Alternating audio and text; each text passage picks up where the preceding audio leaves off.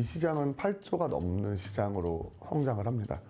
저도 통학차량 잘 쉬운 줄 알았어요. 아니더라고요. 갑자기 한 분이 술 드시다가 갑자기 라이딩하러 가야 된대요. 그래서 술 먹다가요 그랬더니 대리기사 불러서 라이딩 할 거래요.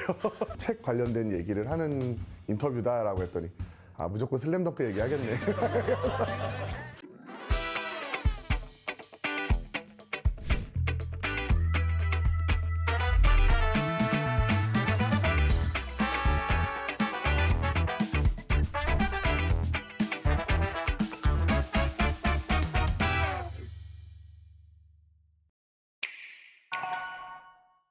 저는 통학차량 운영 솔루션 옐로우버스를 운영하고 있는 리버스랩 한효승이라고 하고요.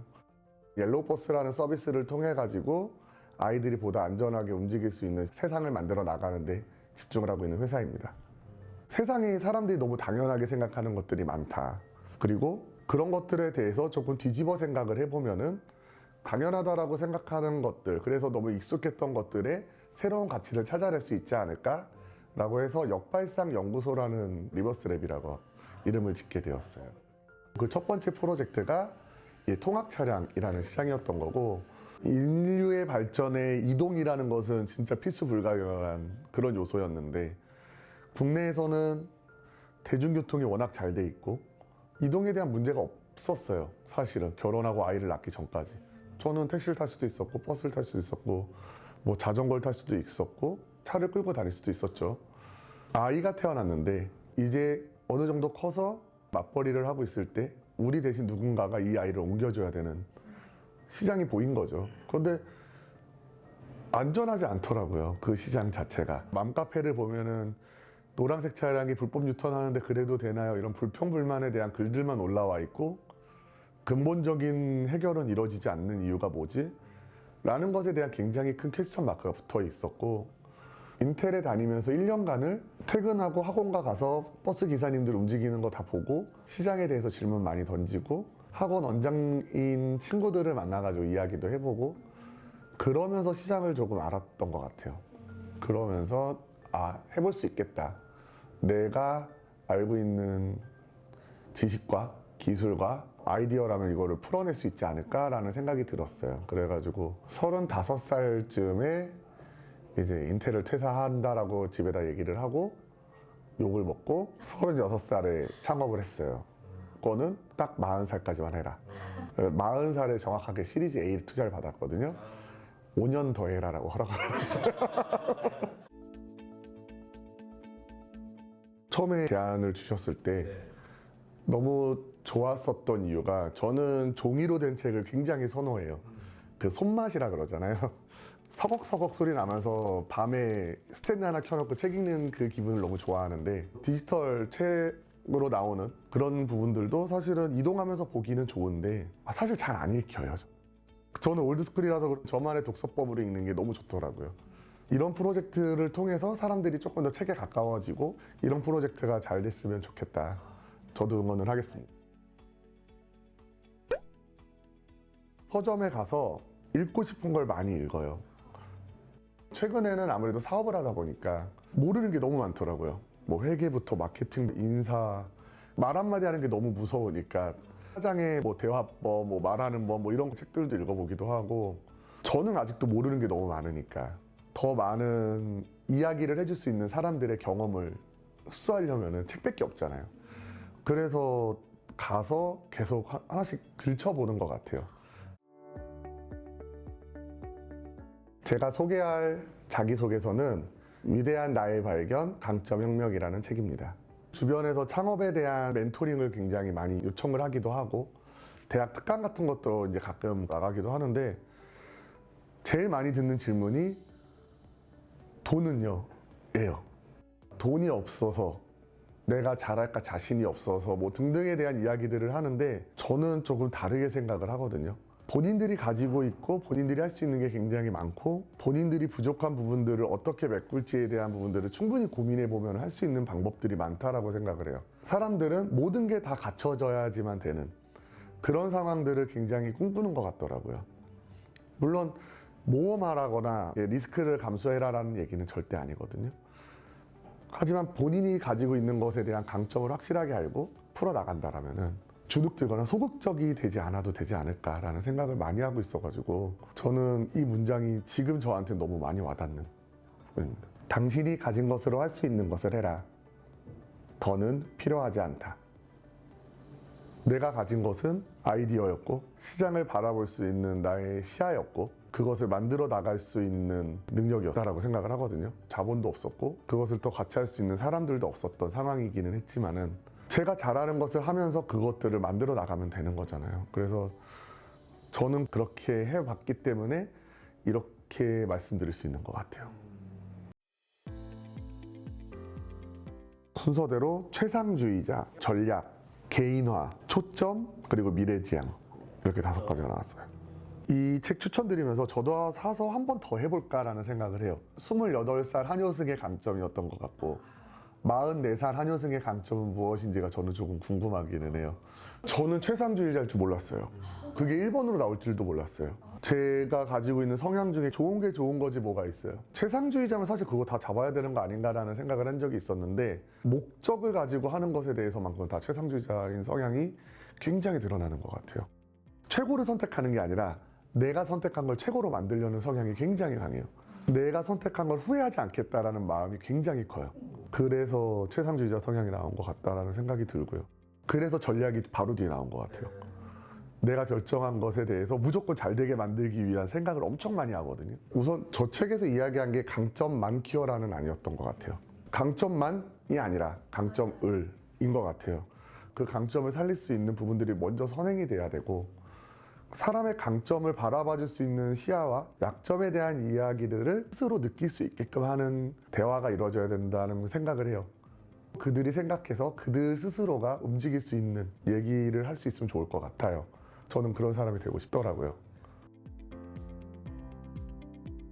사실 이 책이 도움이 될 만한 상대들은 지금 어려운 상황에 있거나 고민이 많은 분들에게 도움이 되는 책이라고 생각을 해요. 대표님들도 굉장히 좋을 것 같아요. HR 쪽 하시는 분들한테도.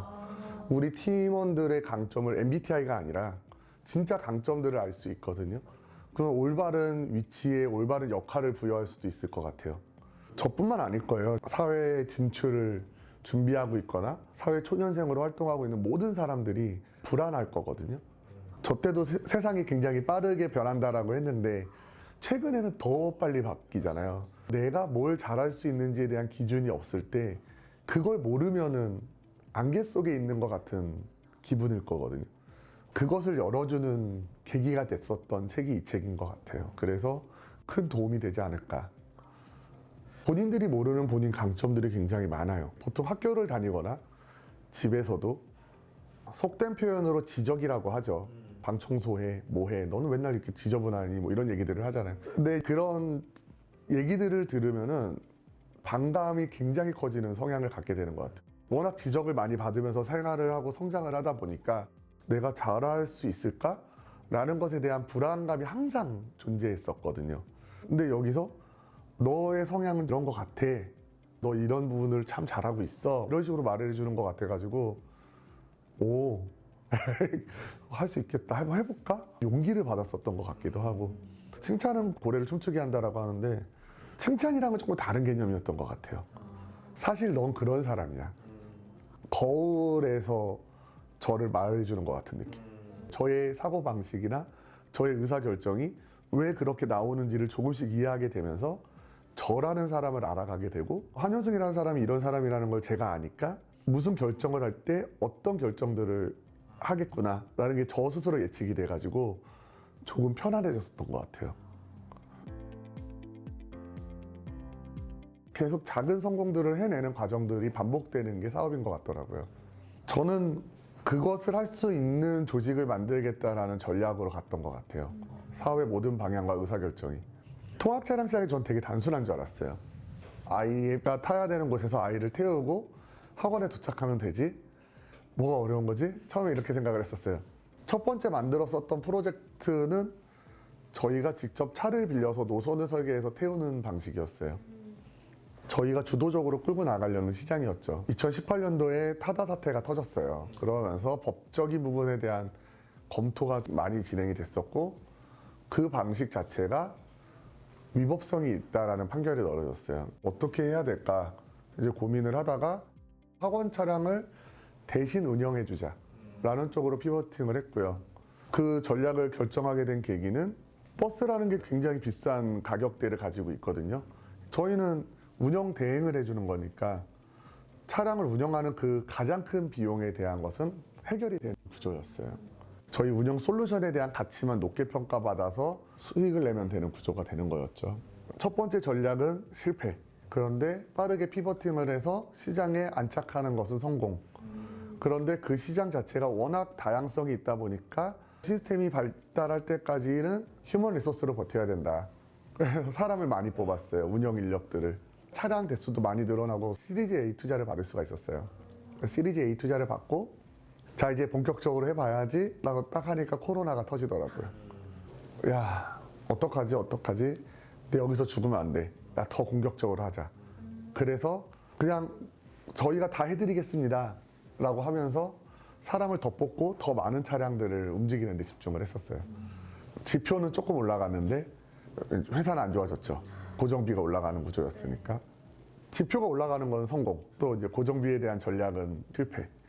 근데 살아야 된다, 이겨내야 된다, 극복해야 된다라는 것을 하기 위해서 지금 우리가 할 수 있는 모든 방법을 동원해가지고 그 상황을 타개하는 데 집중했었던 것 같아요.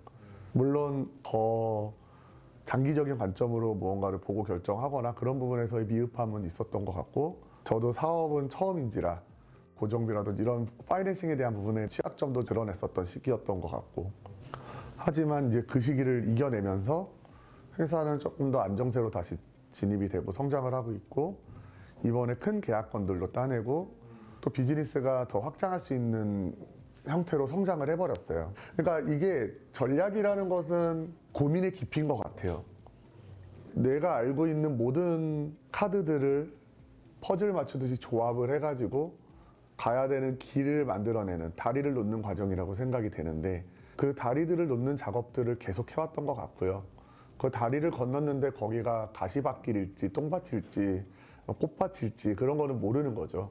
근데 건너봤더니 항상 성공과 실패가 반복되더라. 그래서 제 성향은 다리 놓는 방법을 조금 잘 알았던 것 같아. 근데 그 다리가 나쁜 다리부터 좋은 다리까지 다 경험을 하고 있는 과정인 것 같아요. 스타트업이라는 곳은 작은 조직이잖아요. 사실 모든 회사는 경쟁이잖아요. 사회생활 한다라는 게 경쟁사회에서 살게 되는 거고, 그 경쟁사회에서 살아남기 위해서는 독해져야 되는 부분들이 분명히 있는 것 같아요. 열이면 안 되더라고요. 처음 창업할 때 제일 많이 들었었던 조언이, 너 사업 아이템 말하는 거 누군가가 듣고 따라할 것 같지, 불안하지, 그러니까 하는 거 조심스럽지, 그러면 그거 하면 안 돼. 허들이 낮다는 거야. 너가 말하는 거 듣고서 바로 할 수 있으면 그것만큼 쉬운 시장이 어딨냐. 네가 말할 줄 알아야 돼. 네가 설명할 줄 알아야 돼. 어디서든 간에 떠들 줄 알아야 돼. 그래서 저는 스타트업을 시작하려는 사람들에게 얘기하고 싶은 거는 목적이 명확해야 된다고 생각을 해요. 자기 아이템에 대해서 확신이 있으면 당당해져라. 그것을 공감해주는 사람들이 모일 것이다. 왜 하는지, 내가 왜 시작했는지. 목적지는 조금씩 달라질 수는 있는데, 자기가 하고 싶은 거 있었을 때 그거 해내려는 의지가 있는 사람일수록 회사를 꾸준히 끌고 나갈 수 있는 힘이 있을 거다. 예를 들면 창업하는 분들 중에서 시장에 대해서 충분히 조사를 해보거나 사업을 끌고 나가는 것에 대한 고민이나 그런 거 없이 시작하신 분들이 생각보다 많아요. 시작하고 나서 기대했었던 것과 다른 거죠. 그러면은 빨리 무너져요. 근데 왜 해야 되는지에 대한 이유가 명확한 분들은 어떻게든 간에 끌고 가세요. 해내세요. 세상을 바꾸겠다. 뭘 바꿀 건지에 대한 게 명확한 사람들, 바꾸려는 의지가 강한 사람들은 특히나 해내시는 것 같아요. 저는 잘 될 수 있는 방법을 저도 아직은 몰라요. 저도 찾아가는 과정이라고 생각을 하거든요. 사업의 지속성을 만들 수 있는 의지가 있어야 된다. 그 미션에 대한 확신이 있을 때 비로소 사람은 버틸 수 있다. 버텨야 기회가 온다. 존보다.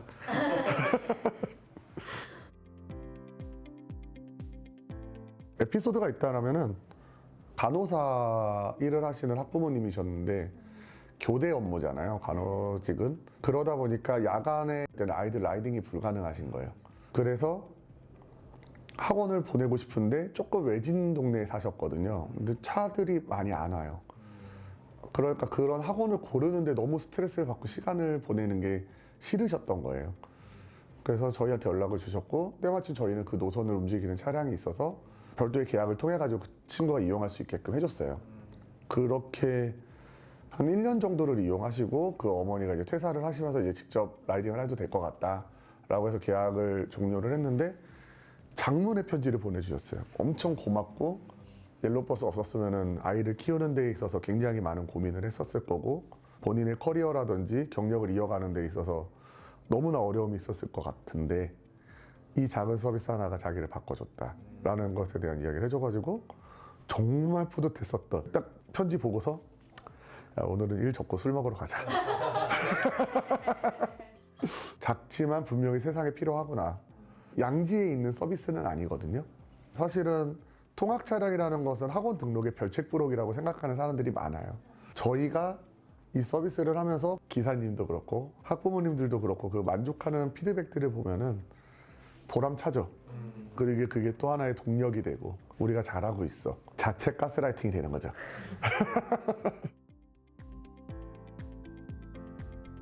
꼭 전국이 아니라 전 세계로 저는 확장할 거예요. 저희는 솔루션 기업입니다.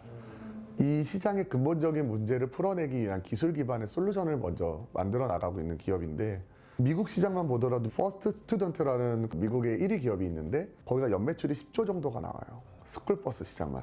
2위 기업은 저희랑 같은 IT 기술을 가진 스타트업인데 거기도 지금 기업 가치가 2조가 넘었어요. 굉장히 큰 시장이 열려 있고 우리가 세계로 뻗어나가지 못할 이유는 없다.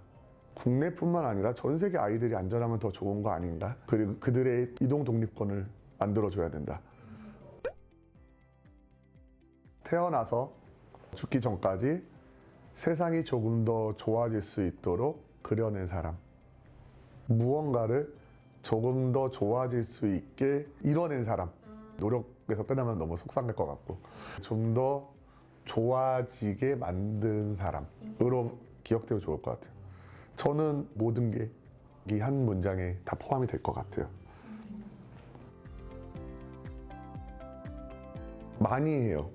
저희 딸들한테도 하고 직원들한테도 하고요. 네, 특히 제가 하고 싶은 말이 잔뜩 있는 책들이 있어요. 대표라서 하는 이야기는 설득력이 없다라고 생각을 하거든요. 그래서 오히려 책을 통해서 아, 대표가 저렇게 생각을 하고 있는 부분들이 사실 이런 식으로 볼 수도 있겠구나라는 것을 알아줬으면 하는 마음에 선물을 하는 경우들은 자주 있어요. 그래서 책을 선물해 주시는 분들이 있으면은 저분이 무언가를 느꼈기 때문에 선물을 한다라고 생각을 하거든요. 그거를 한번 느끼고 싶어서라도 읽어보는 것 같아요. 책 같은 경우가 재밌는 게 그때그때 제가 갖고 있는 고민이나 그 생각들에 따라서 보여지는 내용들이 다른 것 같아요. 그래서 책을 읽을 때마다 다르게 느껴지는 것 같아요. 같은 책이라도. 추천을 드리고 싶은 분은 있어요. 메이크인이라는 회사가 있습니다. 노인분들의 일자리도 계속 창출해주는 이제 고용이나 이런 정부 사업이나 이런 것도 많이 하고 계신 최영건 대표님이라고 계시고요. 저는 그 형님이랑 이야기하면은 정말 많은 걸 배우고 느껴요. 그리고 또 한 번 재밌을 것 같아서 추천드리는 분은 야나두의 김민철 대표님 추천드립니다. 진짜 상남자거든요. 완전 호탕하고 근데 그런 면에 숨겨져 있는 인사이트랑 철학이 어마어마해요. 이 형님도 있는데 그 예전 나우 웨이팅 하셨던 나우버스킹의 대표님이셨던 전상열 대표님. 지금은 카카오 지역상생 TF 쪽에 전무님으로 가 계세요. 힘든 스타트업들한테 투자도 하고 그러시면서 계속 이끌어주고 생태계를 만들어 나가는 분인데 이분 얘기도 한번 들어보시면 재밌을 것 같아서 형님들 동의를 구하지 않고 추천을 드렸습니다. 제가 형님들 만나면서 들었던, 배웠던, 느꼈던 것들을 많은 분들이 같이 느끼면 더 좋을 것 같아서 추천드리는 거니까 잘 부탁드립니다. 죄송합니다.